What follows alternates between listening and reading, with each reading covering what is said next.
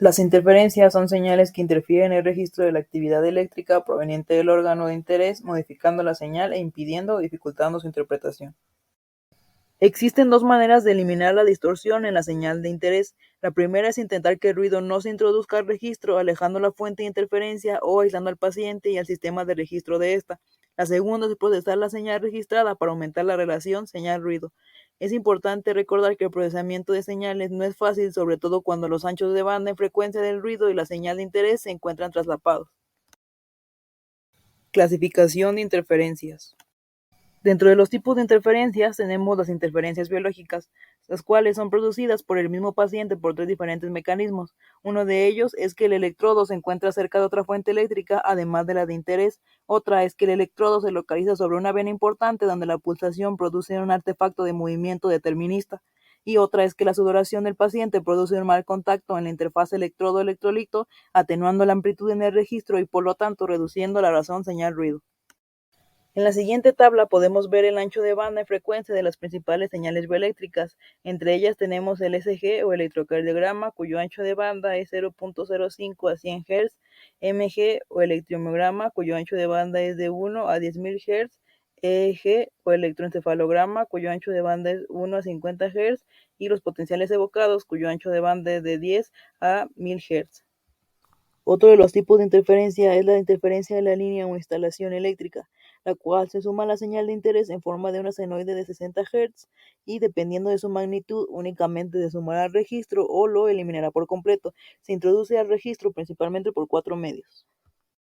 El voltaje de alimentación en corriente directa de los amplificadores contiene un rizo considerablemente alto para percibirse en el registro. Hay corrientes de fuga por el efecto capacitivo del ambiente que se filtran hacia los cables del paciente. En la figura podemos ver cómo ID es la corriente filtrada hacia los cables del paciente, ZT representa la impedancia del electrodo de tierra y Z1 y Z2 representan las impedancias de cada electrodo. Corrientes de fuga filtradas hacia el paciente, produciendo voltajes en modo común en cada electrodo.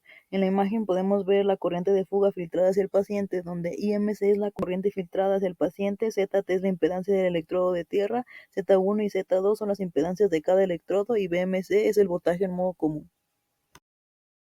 Se crean corrientes entre tierras físicas, o también llamadas referencias eléctricas, debido a dos equipos eléctricos conectados al mismo paciente y diferente cable de conexión a la tierra física.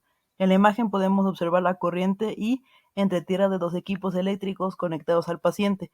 La dirección de la corriente depende del voltaje que presente cada referencia. Cuando se realiza un registro de actividad bioeléctrica debe considerarse lo siguiente: emplear cables blindados para evitar que la interferencia se introduzca por los cables del paciente.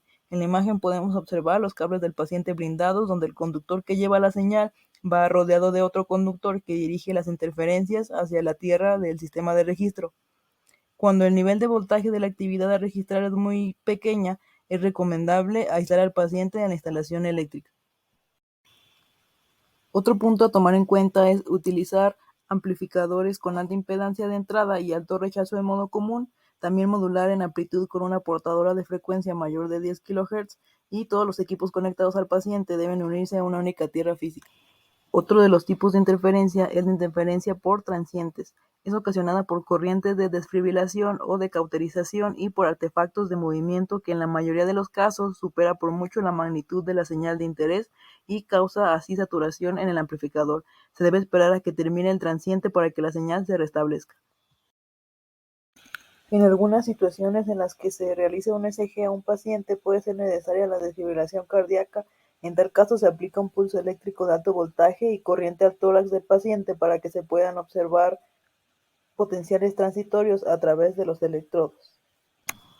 Los artefactos graves causados por el movimiento de los electrodos pueden producir variaciones en el potencial mayores que los potenciales del ECG.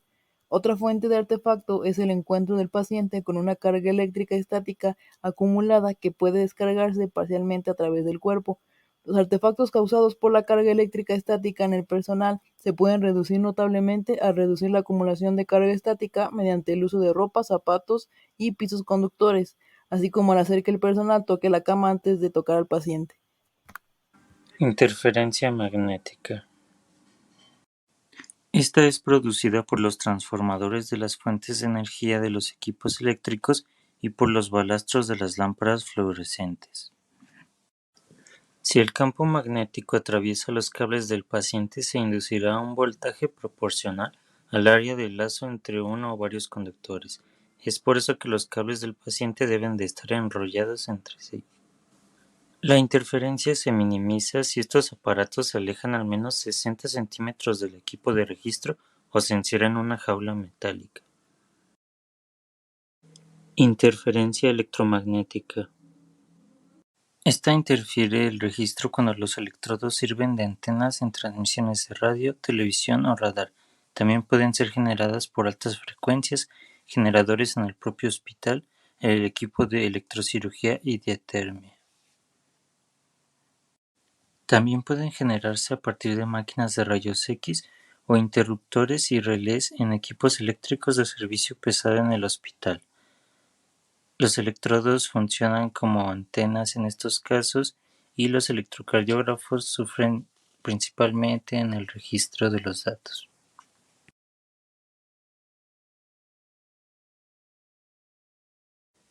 La interferencia electromagnética de menor potencia puede surgir de fuentes locales como dispositivos inalámbricos, incluidos teléfonos móviles y redes informáticas inalámbricas.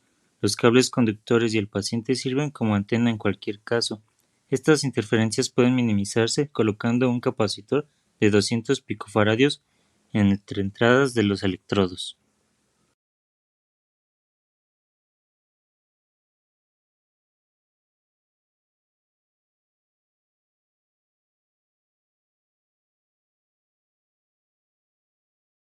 Estos campos pueden estar presentes incluso cuando el aparato no está encendido, porque la corriente no es necesaria para establecer el campo eléctrico.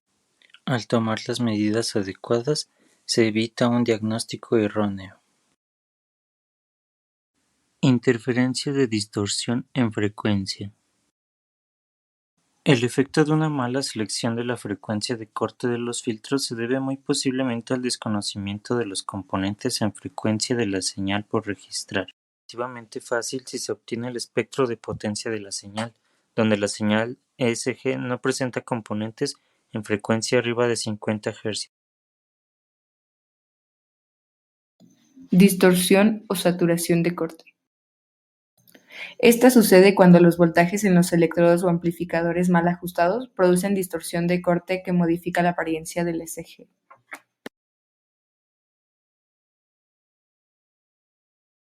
La combinación de la amplitud de entrada y el voltaje de compensación lleva al amplificador a la saturación durante una parte del complejo QRS. En casos extremos, incluso las ondas P y T pueden estar por debajo del nivel de corte.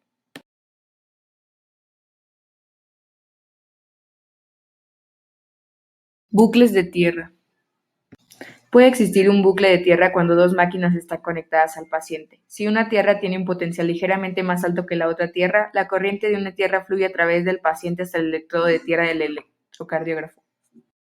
Además de presentar problemas de seguridad, puede elevar el potencial del cuerpo del paciente a algún voltaje por encima de la tierra más baja a la que está conectada la instrumentación. Y por último, cables conductores abiertos. Con frecuencia se pueden inducir potenciales relativamente altos en el cable abierto como resultado de los campos eléctricos. Esto provoca una amplia desviación de pico a pico de la traza en el registrador a la frecuencia de la línea de alimentación, así como pérdida de señal.